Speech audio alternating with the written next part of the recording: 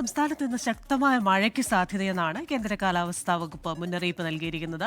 വടക്കൻ കേരളത്തിലും മലയോര മേഖലകളിലും മഴ കനത്തേക്കും. എറണാകുളം, ഇടുക്കി, തൃശൂർ, പാലക്കാട്, മലപ്പുറം, കോഴിക്കോട്, വയനാട്, കണ്ണൂർ, കാസർഗോഡ് ജില്ലകളിൽ യെല്ലോ അലർട്ടാണ് പ്രഖ്യാപിച്ചിരിക്കുന്നത്. Good morning Smitha Christina.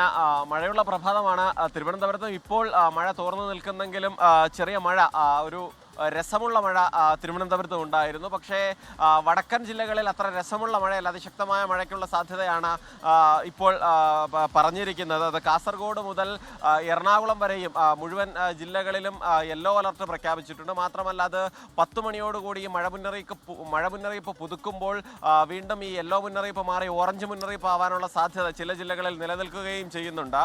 തെക്കൻ ജില്ലകളിൽ മഴ മുന്നറിയിപ്പ് ഇല്ല, നിലവിൽ മഴ മുന്നറിയിപ്പ് നൽകിയിട്ടില്ല. പക്ഷേ അവിടെയും തെക്കൻ ജില്ലകളുടെ പല ഭാഗങ്ങളിലും ശക്തമായ മഴ പെയ്യുന്നുണ്ട് എന്നുള്ളതാണ് മനസ്സിലാക്കുന്നത്. ഒപ്പം തന്നെ ഈ മാസം 24 വരെയും അതിശക്തമായ മഴ ഈ വടക്കൻ ജില്ലകളിലും ഒപ്പം തന്നെ മലയോര മേഖലകളിലും തുടരുമെന്നാണ് മുന്നറിയിപ്പ്.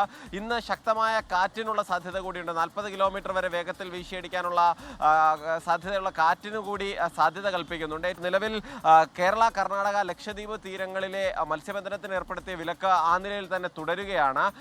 ഒപ്പം തന്നെ തിരുവനന്തപുരം, കൊല്ലം, ആലപ്പുഴ, കണ്ണൂർ, കാസർഗോഡ് ജില്ലകളിലെ തീരങ്ങളിൽ കടലാക്രമണത്തിനുള്ള സാധ്യത കൂടി നിലവിൽ വിലയിരുത്തപ്പെടുന്നുണ്ട്.